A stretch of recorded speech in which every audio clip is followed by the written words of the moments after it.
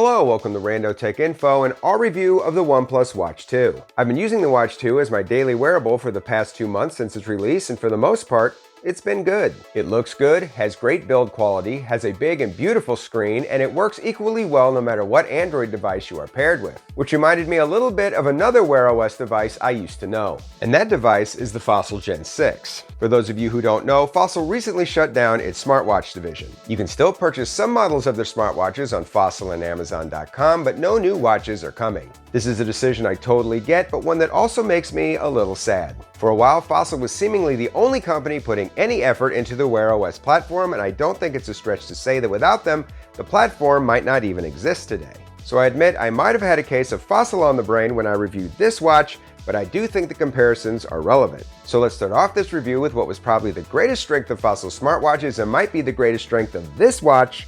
It's a looker. With the shiny stainless steel casing on my version of both watches, it would not be hard to believe that OnePlus might have taken some design cues from Fossil. At 80 grams with the strap, the OnePlus Watch 2 feels substantial and is a little heavier than the Gen 6 Wellness Edition, but not totally uncomfortable. Now, while neither the Gen 6 or the Watch 2 has an LTE variant, one advantage Fossil does have in this department is still the number of SKUs. Where Fossil has always offered a variety of sizes and styles with their watches, the OnePlus Watch 2 only comes in one size and 2 colors. And that size is big. The 1.43-inch screen is a chunker and is noticeably larger than the largest model of the Gen 6. In fact, it's as large or larger than just about any other smartwatch we have reviewed. Now, if you are someone like me with typical man-sized wrists and questionable eyesight, this won't be an issue. But if you are someone with daintier wrists, you can probably cross the Watch 2 off your list right now. Well, that was fast. In addition to some nice looks, there are other similarities between the Watch 2 and Gen 6 as well. Both screens have similar sized bezels and resolution. Both have good speakers and mic quality. They both have solid haptics. Both use Bluetooth 5.0 and do a nice job of staying connected to my phone, and notifications are always delivered to my wrist in a timely fashion. Both can use normal non-proprietary watch straps, and they both run wearOS, so they have full access to the Google Play Store for downloading additional watch faces and apps. So in a lot of ways, I do think we can say the Watch 2 is the spiritual successor to the Gen 6, and the Gen 7 we never got. However, while the Gen 6 does have some advantages over the Watch 2, like the aforementioned variety of sizes and styles, most of the rest of these watches' features heavily favor the newer Watch 2. And let's start with the Watch 2's biggest advantage, battery life. Battery life on the Gen 6 watches after the Wear 3.0 update was horrible, barely getting me through half a day. Battery life on the Watch 2 with its dual-chip architecture, on the other hand, is quite good.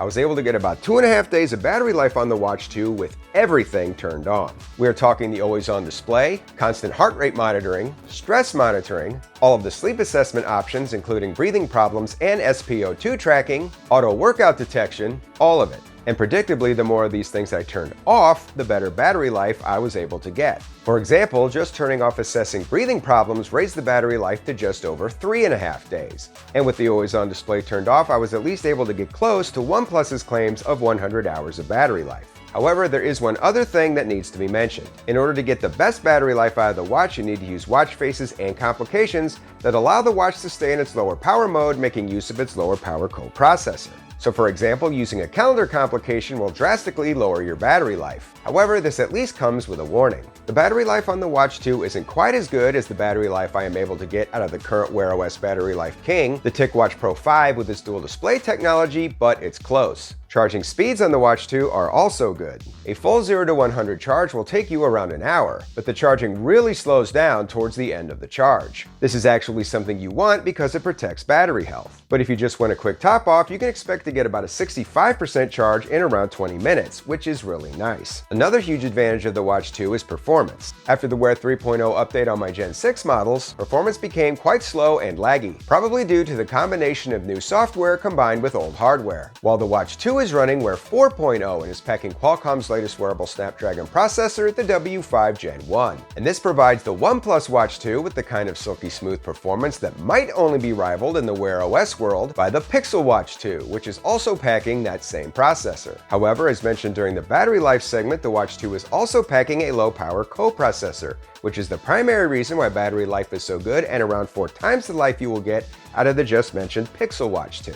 Most impressive. Also, while we are talking about daily usage and quality of life features, it has to be mentioned that while the Gen 6 had a rotating crown to scroll around the UI, the OnePlus's textured crown is just a tease. You can press it and spin it, but only pressing it does anything. Seems like a missed opportunity. One way the Watch 2 kind of makes up for this is with a customizable app drawer. So at least you don't have to do as much scrolling to get to your favorite apps. And speaking of customizable, both of the physical buttons on the watch can be set up to do your desired bidding, and like most other high-end smartwatches, you can also customize the variety and order of your tiles. Now, one of the things I always like to set up a shortcut for on all of my smartwatches, at least when it's available, is Google Assistant. The Gen 6 had Google Assistant, lost it after the Wear 3.0 update, and then got it back again. Well, thankfully, the Watch 2 comes with Google Assistant out of the box, and for the most part, it works pretty well. Except for one thing: alarms. Oftentimes, in fact most of the time when I set an alarm on the watch using Google Assistant, it just doesn't go off. Now this isn't an issue if I set an alarm manually, it's just when I ask the Google Assistant to do it. Right after I got the watch, this also happened with tasks and reminders, but the latest update seems to have at least fixed that. This issue won't be a big deal for a lot of people, but if you like to verbally set a lot of alarms like I do, this will definitely be an inconvenience. God, just when things were going so well. The final two big advantages the Watch 2 has going for it is health tracking and durability. As mentioned earlier, both watches have a stainless steel frame, but the Watch 2 has a sapphire crystal display that should be more durable than the Gorilla Glass display of the Gen 6. The Watch 2 also has an IP68 water and dust resistance rating, while the Gen 6 has no IP rating, but it is listed as water resistant up to 3 ATM.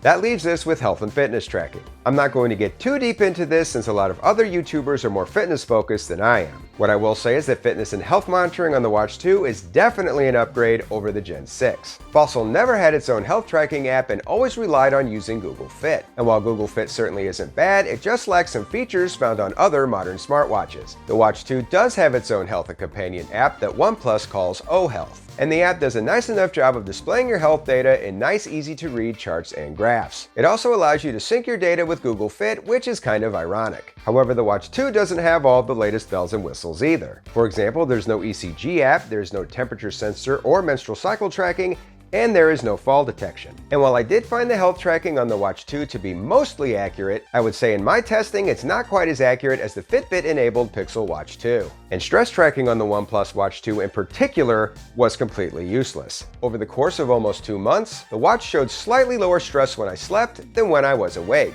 That's it, no other real variance whatsoever. So while I would like to believe the Watch 2's stress tracking and that I'm the most chill person on the planet, I can sadly assure you that that is not always the case. Bummer. Getting back to the app, one thing that has to be mentioned is that it's not available on the Apple App Store. So while the watch should work perfectly on all Android devices, Apple users are out of luck. Finally, let's talk price. You can pick this watch up right now on the Zon for $300, or you can head over to OnePlus's site and get the watch for $50 less, if you take advantage of some of their trade-in deals, some of which are pretty sweet, like the one where you can save $50 by trading in any watch in any condition, which is kinda crazy. Oh, and just for the record, you can still pick up a Gen 6 on Fossil's site for around $100, which isn't actually a bad pickup for that reduced price. So what are my final thoughts about the OnePlus Watch 2? While it does share some similarities to the Fossil watches that came before it, I think you can say that overall it is definitely an upgrade. And even though I never personally used it, I also think it's a huge upgrade over the original OnePlus watch, which did not review well. The Watch 2 looks good, has a great display, has good performance, good battery life at least for a wearOS device, runs the latest version of wearOS, should be durable, and for the most part is a decent health and fitness tracker. Except for stress monitoring, which is The watch does have a few other issues as well. It only comes in one very large size, there's no LTE version, and the rotating crown doesn't do anything. You can probably get more accurate health tracking on some other wearables, and I did have some issues with Google Assistant. Overall, I do think this is a solid offering from OnePlus, especially if you take advantage of the deals on OnePlus's site. And while Fossil's wearables will always have a special place for me in my tech-loving heart, OnePlus's smartwatch redo definitely helps to ease that loss. Well, that's all the information I have for one day. If you wind up picking up this watch, please feel free to come back here and leave your thoughts about it down in the comments. That way we can all continue to learn from each other and make more informed buying decisions. As always, I hope you found this video useful. Thank you for watching, and until next time, this is Rando Tech Info, signing out.